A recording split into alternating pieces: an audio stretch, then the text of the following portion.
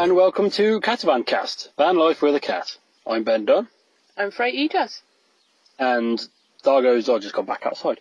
And we are still quarantined in Greece, near the town of Asopos. Mm-hmm. And it's quite apt that the cat's gone out for a wander, because this episode is all about... Well, what's this episode all about, Frey? This episode is all about taking a cat on your adventures like we have, and all the preparation for it, what it's like. Because that was quite a big... it was quite a concern for us before setting off, really, wasn't it? Yeah, a lot of people told us not to do it. Yes. Not for, any, shall we say, scary reasons, the word's gone from my head. But, nothing too bad. It was more because if you don't have everything in order, your pet could be put into quarantine for weeks. I think the highest I've heard of is 13 weeks for some countries. But, yeah, that was mainly the concern. Everybody thinks it's very unusual taking a cat with you. Many people take dogs. Yes. Probably because they are a lot more trained, a lot easier to look after in this situation. Cats are free roamers and free spirits, so why not take them around the world? Yeah. So basically we're going to be covering all the legal and medical preparation that we needed to. And we also had to give the cat a bit of training before we came on this. Because, just worth noting, as we've been here for 6 weeks? I think it's about 6 weeks now. About 6 weeks now. We have now let Dargo out and about without a lead. But this is the first time that we've... It's not the first time she's been out without a lead, but it's the first time we've let her out without a lead. She has escaped once or twice. So she's enjoying running around the place. Yeah. The main thing is, well, we'll come to that. That's the last section, I think. But the main thing with that is that each cat is different.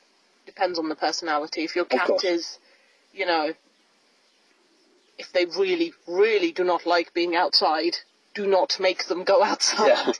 Yeah. I think before I let you sort of crack on with everything you know, all the information you've got, I think it's worth pointing out, obviously, when you were doing this, no one really knew what the rules would be after Brexit. No. Brexit was looming, and now Brexit has happened, but the UK is still in the EU till the end of this year. So there may be some changes in how the process works, although I still think, as most of our travelling has been within the EU, I don't think it will change that much, because it's all EU rules. Exactly. It doesn't make sense. There may be one extra form or something, because you'd be bringing it in from outside the EU. Yeah. But for the most part, I think the procedure will stay the same. Yeah. I agree. Okay, so Dargy Face, as she is affectionately known, is a European domestic short-hair black cat. That's her technical name. I see. Yes. Should have guessed. Yes.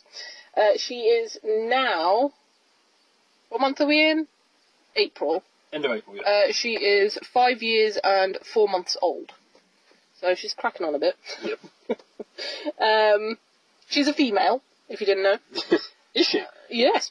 And she's always been quite a curious, adventurous cat, so that helps. As I was saying, that helps with her, mentality, because you don't want your pet to be depressed.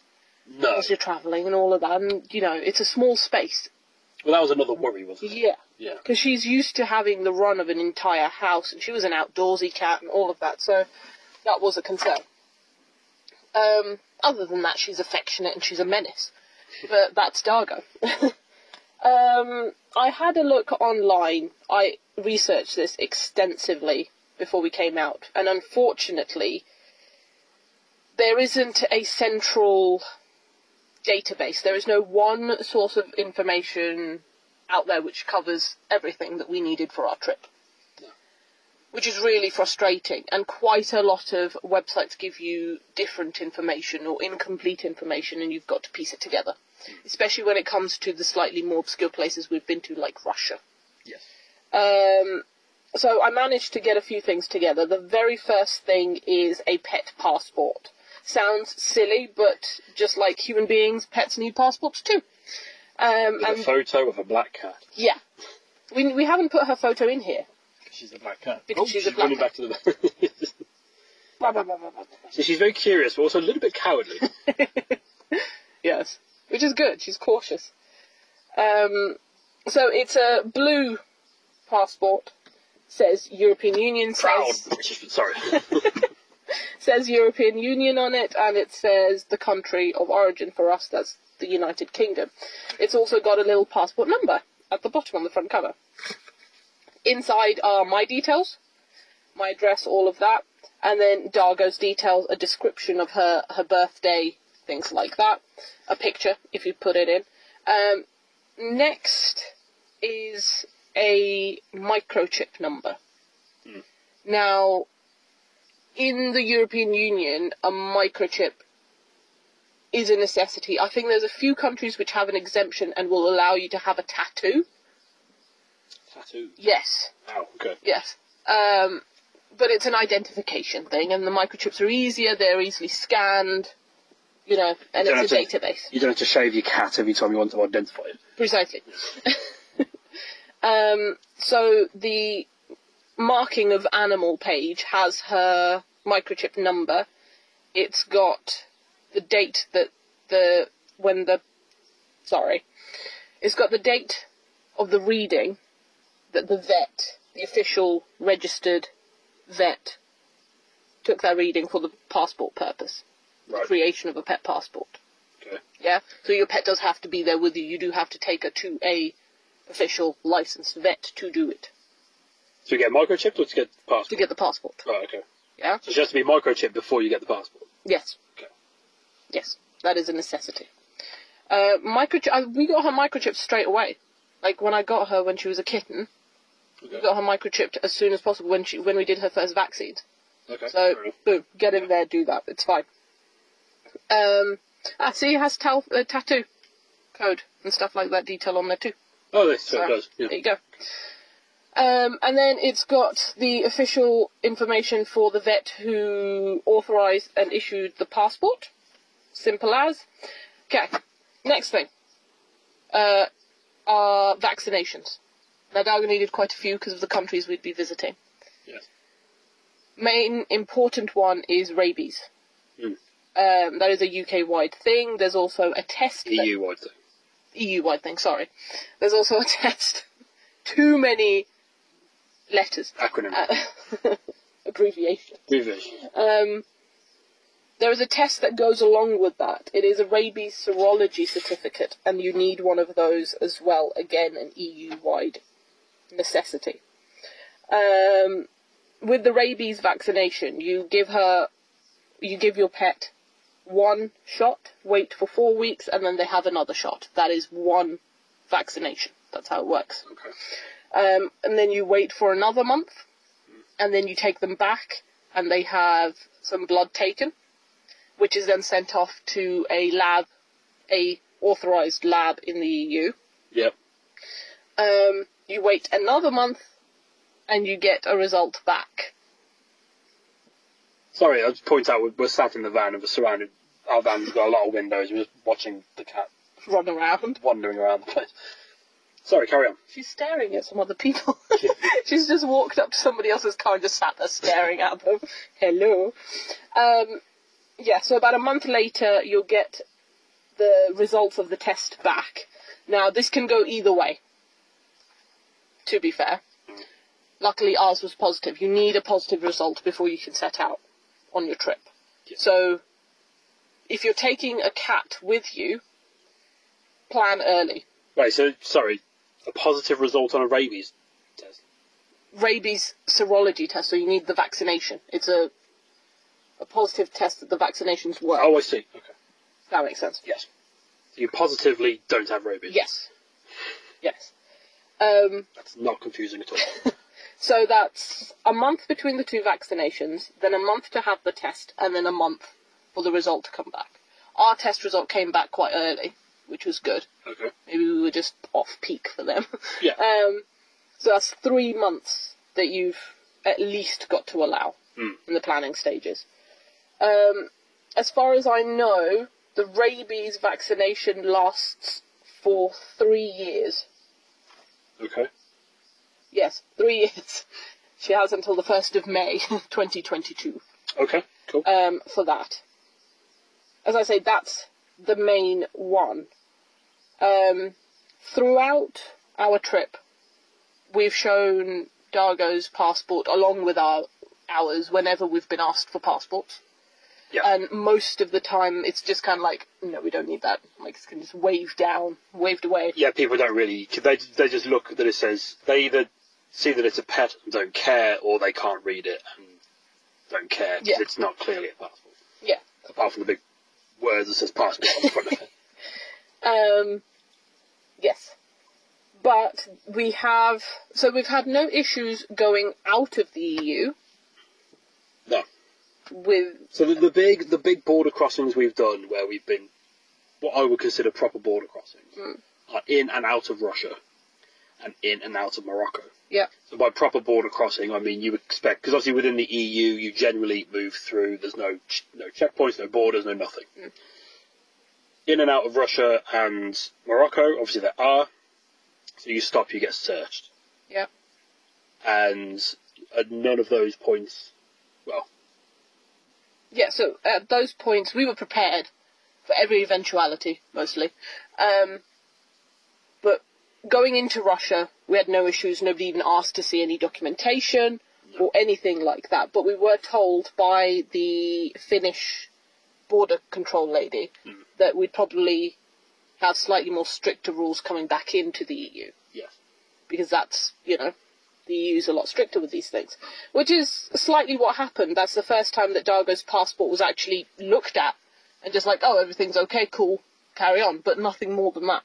So again, to be clear, that was, because whenever you go around one of these borders, so we left Russia into Estonia. Yes. You get checked by the Russians first, and they knew we had a cat because they have the sniffer dogs around and we've got the food and water up. Yeah. And they didn't care, but then you get checked again by the Estonians. Yeah. She's the one who asked to look at the passport. Yes. Yeah. But that was it. There was nothing more than that. They just had a flick through the passport, and that was it. Simple. Now... From Morocco to Spain. Yeah. So getting into Morocco, again, they weren't interested in the pet passport. Yes. Getting back from Morocco into Spain, that is the first proper check that we've had. But again, that was the Spanish, not the Moroccan. So we went through the Moroccan check. Yeah. Yep, very good, have a good day. The Spanish, he wanted to see. He wanted to see it, everything, basically. So he asked for her passport. He asked if I was the owner. Sounds weird to say, but the owner of Dargo. He also asked for the serology certificate. He asked for my passport. I think that was about it. But he took it away. Yes. For a bit. Took everything away for a bit and then came back and said that everything was okay. So, in the end, even if stuff is only going to get checked once, it's worth it. It's worth not having the hassle. Because goodness knows what they would have done if we didn't have. Well, yeah. And we were saying before, we think the deal with that is that Morocco, anyone who's ever been will tell you there's plenty of stray animals, cats and dogs around. Yeah. We've heard of people just finding dogs and cats and bringing them with. And adopting them, yeah. So they obviously get a lot of undocumented animals coming through that border. Yeah. But no, we've got all the paperwork for this little one. Yes, she's now inside, sitting on the front seat. But the other thing, we get into Russia, we had to go to the vets in Finland beforehand, didn't we? We did. So, okay. So the pet passport covers all the countries in the EU, and also some not in the EU, but in Europe. Okay. Right?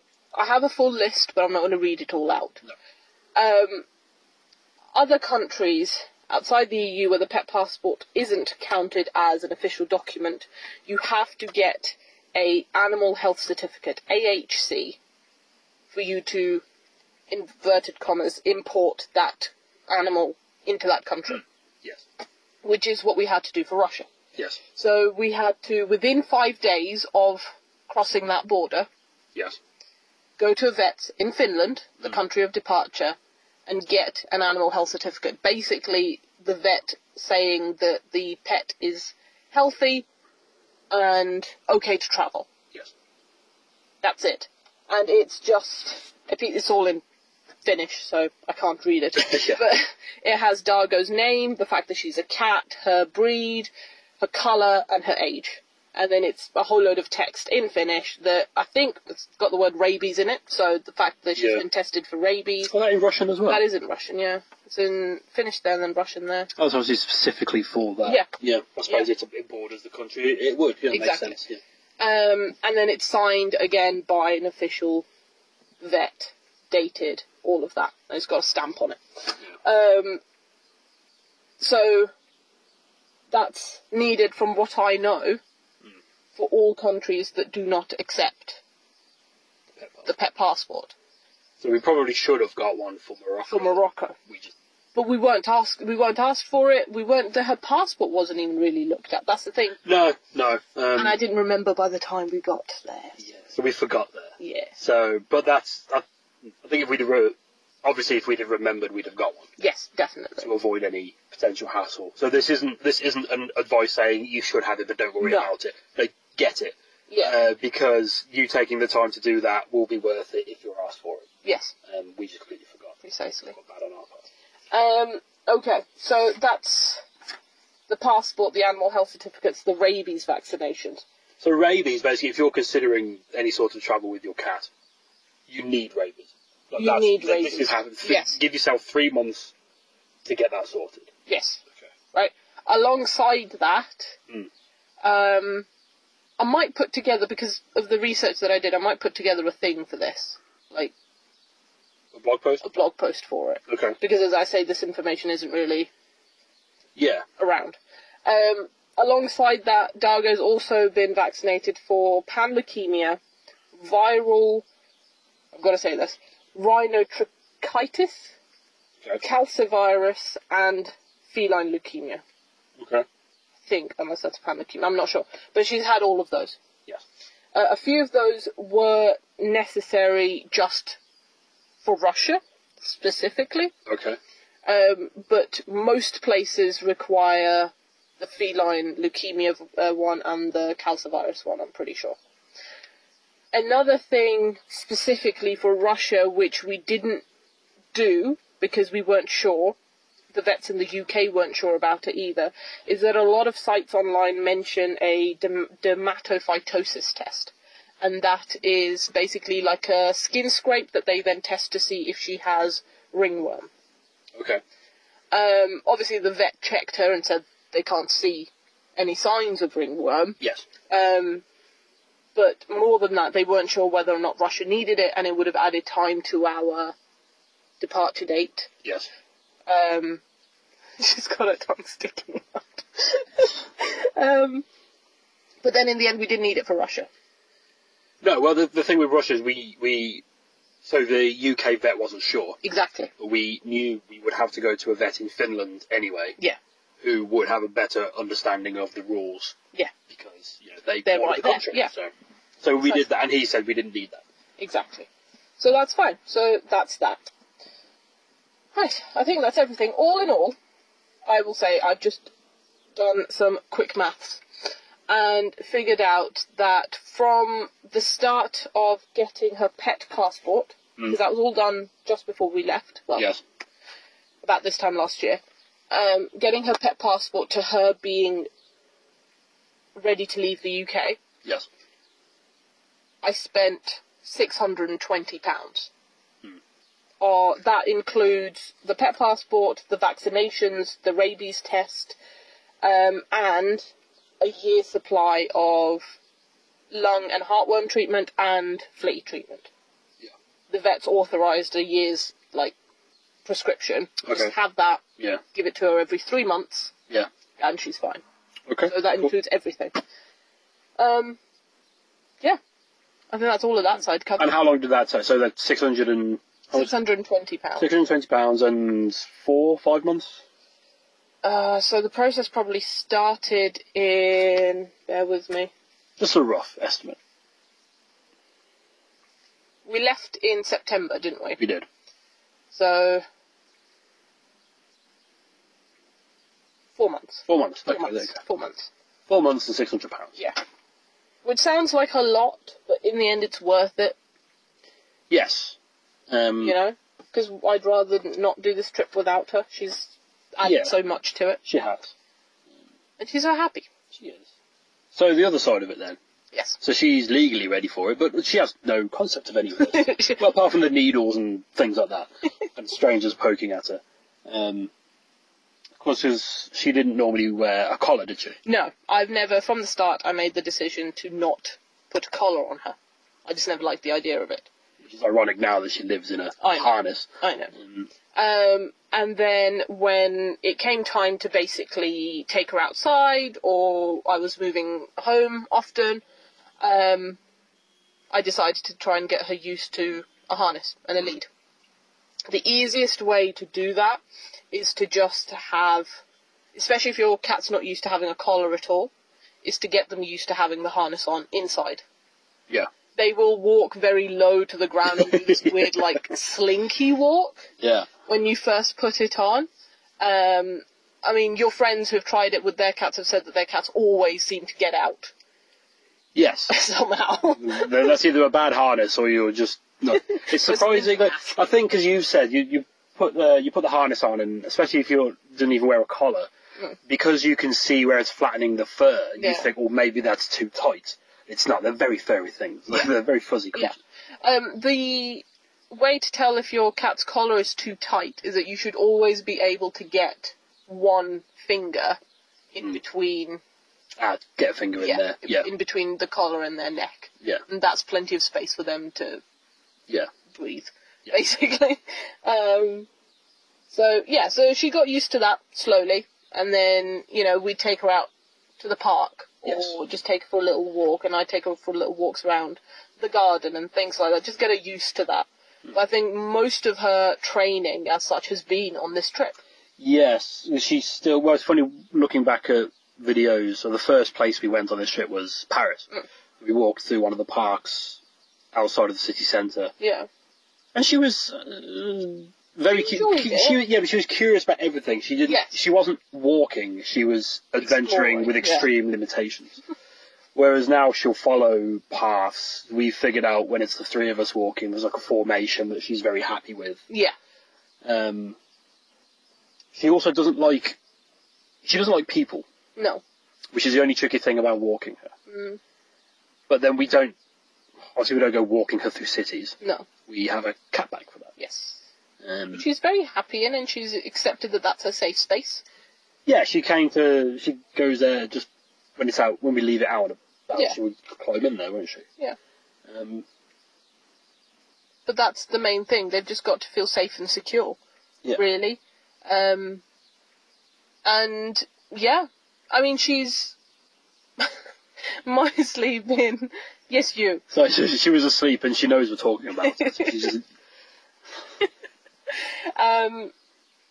Back when she was staying with my parents for a bit, she'd quite regularly, if I was to go outside for a bit, out to the car or whatever, I'd ask her to come with me, and she would.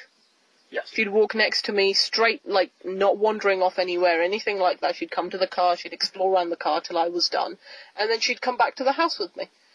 So that kind of personality trait and stuff like that is an easy way to be like, yeah, okay, this cat can handle exploring and handle walking around and things like that. Well, there's other things as well. Like, I remember when you first got the van, and we'd bring Dargo in here, and then when we move, obviously to her, it's this big metal box is shaking and being loud. Why? And she'd sort of sit very wide-eyed in the back. In the middle, yeah.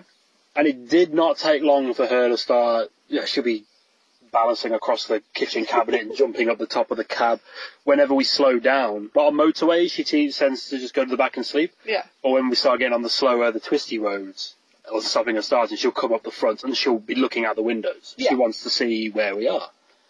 And I think the harness really, so we have the harness and we've just tied a load of rope together to make a big lead, basically. Make it longer for her, and we attach that to the van. And we let her out and she has a good run. This is the first time we've been somewhere where we've let her off the lead. But that's only because the thing with being in other countries, just in new places really, specifically in Morocco, we went on some little walking days where we thought it would be good to have the cat here. She'd love it. But because there are wild cats and wild dogs, it's one thing, I think you were saying, it's one thing if it's someone's dog that they're walking, comes at because then there's somewhere to call it back. If it's a wild dog, and it decides to go for Dargo, you can't control that. No. So she didn't get to explore as much of some places as we'd like to. As we'd hoped. But she still went rock climbing in Morocco. She did, which is amazing. That was Morocco. Oh, Morocco, of course she did, up to the Blue Rocks. And in Spain, sorry. We have taken her out. We have. And she loves it. She prefers, like, rock climbing and going up secluded paths and things like that. Yes. She much prefers it. I guess it's less distraction. It's less security risks in her mind. Yeah. As the security officer of the trip. Find some sort of off-road hiking trail. She's very happy with it. Yeah. It's just when there's a trail, she will follow trails. Yeah. Pretty well. Again, I suppose we are just kind of lucky. I think if we're lucky that she's that sort of cat. Yeah, definitely. If she was very much like you say, don't want to go outside. Well, even if she doesn't want to go outside, she'd be okay in here. Yeah. We've been in here, it's nearly 7 months. Yeah. Nearly 7 months, and she's still curious. She still gets excited by going into the overhead cupboards. She's recently decided that my sock basket is where she's going to sleep in the evenings. Yes. You can just hear little snores coming from the cupboard. Which is fine, but for her, if we leave her there when we go to sleep, the only way she can get out of there is to jump down on one of us, which is terrifying. It's like, don't we say, people do this with dogs, and fair play to them for that. Obviously, dogs are a lot more work than cats, because you really have to go and exercise. You really have to exercise a dog. Not that cats don't need exercise, but they need less. Yeah. So as cats, I think they can look after themselves a bit more than dogs can. Yes. Well, the other consideration, I suppose, is because we've kept a kind of mix of going out in the sticks, in the countryside, and of the cities, because we've tried to do every capital city. Yeah. Of every country we've been to.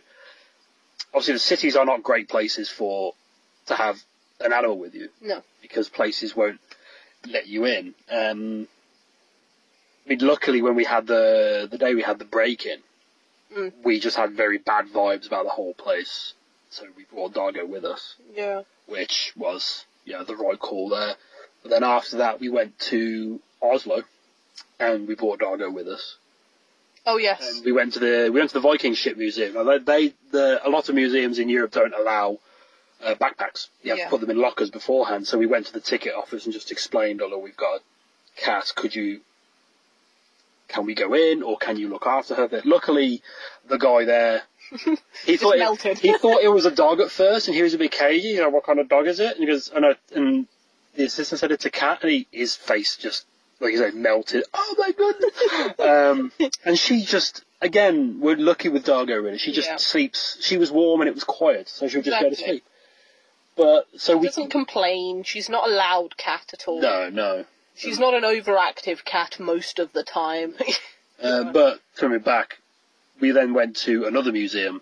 Yeah. Because there's a couple of museums in many places. You buy one ticket to one place, gets you into multiple places. The other museum that we were entitled to get into would not. So we've got a cat in a backpack. Yeah. No, not at all. You cannot come in. He had no interest in wanting to look after it, which I can understand. You can't expect people to look after your pet for you. But we've had no problem we've not been to any restaurants with her, but like fast food restaurants. I have. Okay. I've taken her to cafes and things like that before.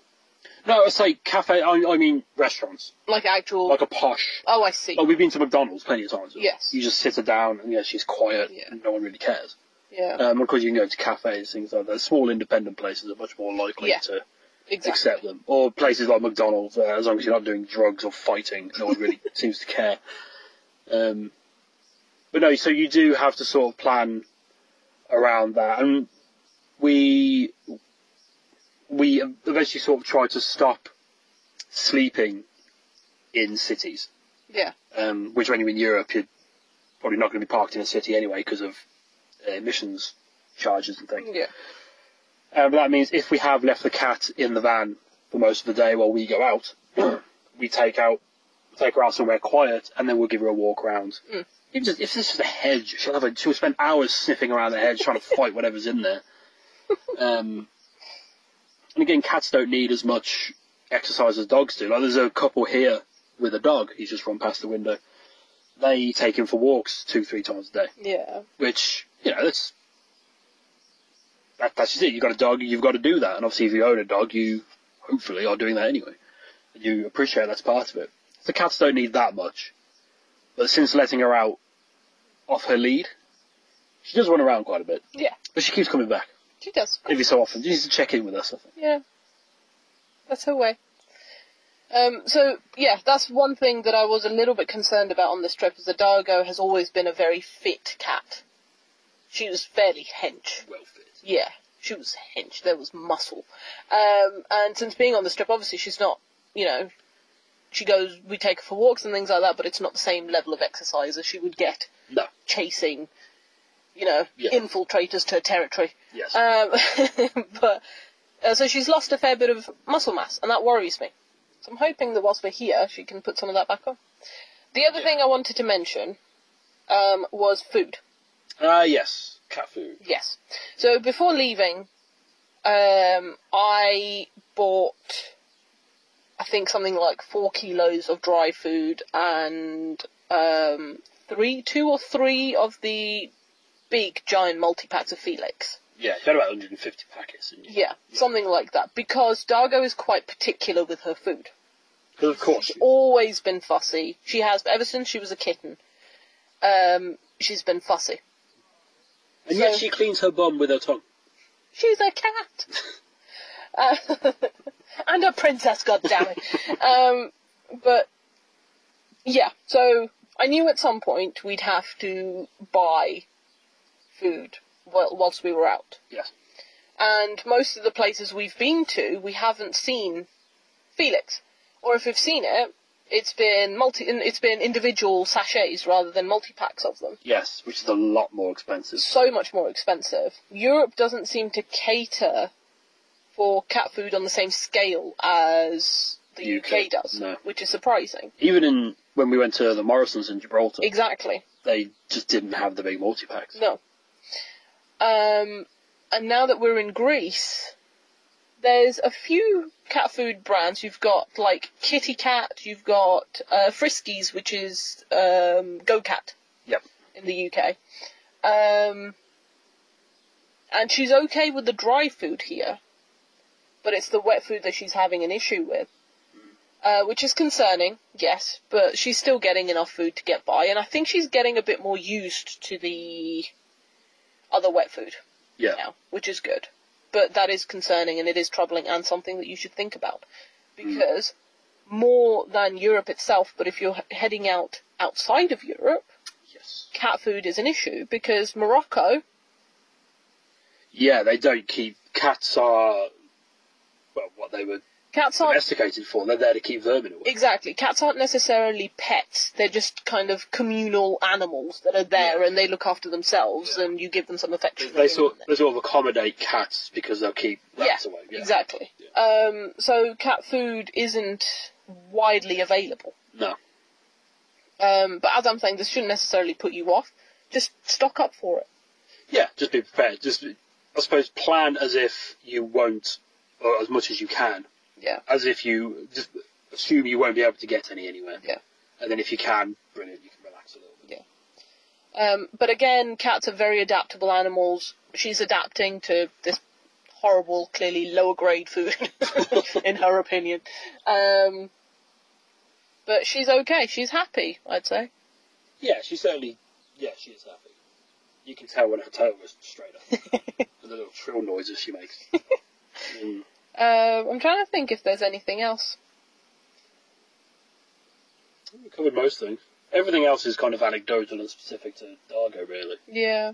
I mean, I could, have several hours worth of podcasts for that, but she did escape a couple of times. She did. But then she came back. Because she does come back. It's just terrifying.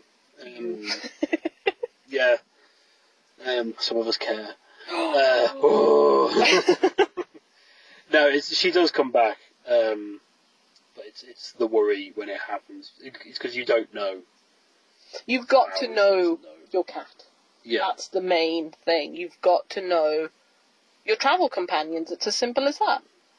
But again, I think this whole thing, if you're questioning, Yeah. can I bring my cat? I think really you'll know whether she'll enjoy it or not. Yeah. Or he. Or he. Either or. Yes. Because if, like we've said, if they just show no interest in doing anything. Yeah. Leave. I will say, though, that before starting this trip, Dargo and I had a couple of trips of our own. You did, you took her out of the car. Exactly. They weren't in the van. No. We got an Airbnb somewhere, but we went out to see how she would handle travelling in a vehicle, firstly. And secondly, how she'd handle being on a lead in an unfamiliar environment, you know, going out for a walk, all that kind of stuff. And she was perfectly fine. One thing I will say about Dargo is that if she doesn't feel safe, like say if she's seen a person or a car or anything like that way down the path, she'll just stop and she'll sit. Yeah. Which gives me the opportunity to just pick her up and carry on walking. Yeah. If I don't pick her up, she'll just sit there until the person or the vehicle or whatever has gone past. Yeah. And then she will carry on her way. Yeah. That's the way it works. Yeah. So. Yeah. I think that's it. That's the cat. Yeah. That's everything covered about the cat. If you have any questions, if you want to know specifics about vaccines or tests or anything like that, let me know. Yeah, so we're on what's the best place? We got Instagram, which is at Catavan UK. Yep. We're on Facebook as Catavan UK. Yep. And if you search, does Catavan I think come up on YouTube? Catavan UK will work as well. Catavan UK or Catavan will work on YouTube. We don't have enough followers or subscribers rather to get a personalised URL as yet. Yeah. Yeah. More than happy to answer questions and give more detail. Yeah. See how it goes. See how it goes. So this is the second episode, and this is the second sort of preamble, I suppose, preparation episodes where this is what we needed to do before we left.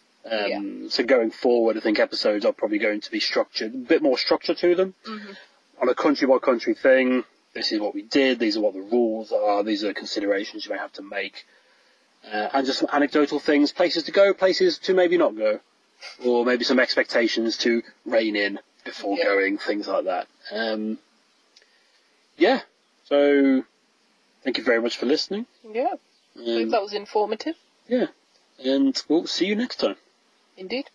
Bye-bye.